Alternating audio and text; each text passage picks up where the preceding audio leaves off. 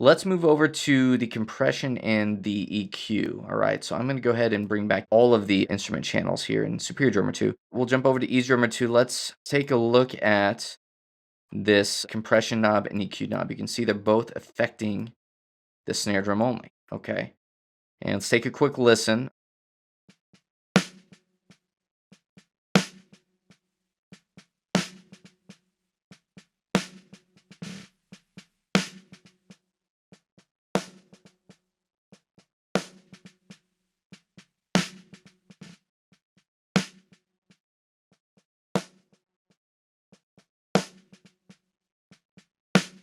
So you kind of hear what that does to the sound. I'll just go back to the default state. So now the question is, if we go over to Superior Drummer 2, do we have that same leverage? Now the first thing I'm going to do is actually go over to the bus section and solo the snare from there. As I was discussing earlier, the mixer in EZdrummer 2, typically in the presets, not the original mix, the actual presets, usually they refer to the bus channels in Superior Drummer 2. So I'm going to solo the snare bus channel in Superior Drummer 2.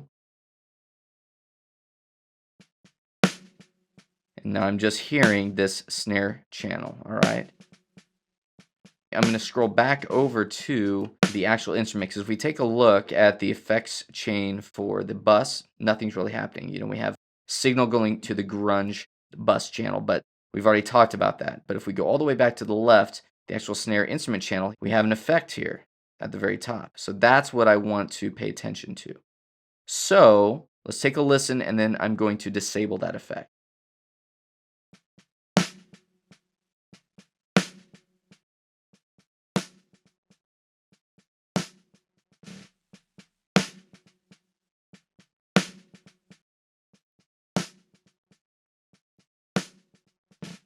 All right, so we can turn on and off that effect.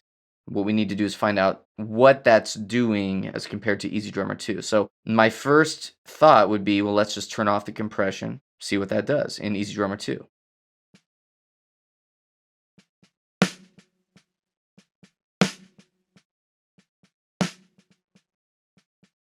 It does make an adjustment to the sound.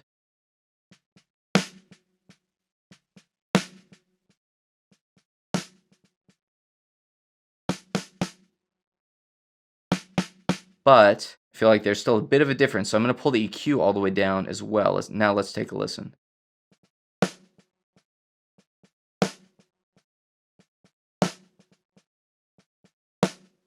So if we go to Superior Drummer, take a listen.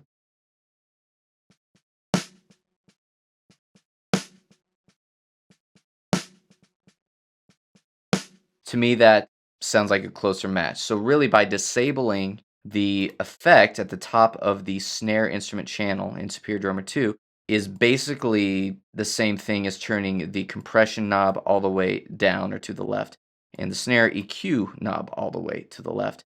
Both of these are affecting just the snare channel in EZdrummer 2. So if I reset these in EZdrummer 2 or turn them all the way down, those are the two options that we have in Superior Drummer 2. All right, now here's where EZdrummer 2 has a bit of an advantage. I have different compression settings in between that, and EQ settings in between that I can take advantage of just by turning this knob. I could crank the compression all the way up, for example, and the EQ all the way up. This is the original state, so I can actually add more. You can hear what that sounds like as compared to in Superior Drummer 2. Maybe a subtle difference, but you do have actually more leverage in EZdrummer 2 in this case. So there's one difference where EZdrummer 2 has the advantage. Superior Drummer 2, I can turn on or off that effect on the snare channel. EZdrummer 2, I have a variable in between. Now, of course, I could add an EQ and do some additional things if I wanted to, whatever I want to do, but you're not necessarily going to know exactly what to do to replicate any sound in EZdrummer 2, and you probably wouldn't need to anyway. But again, that's one major difference between EZdrummer 2 and Superior Drummer 2 as far as the effects go.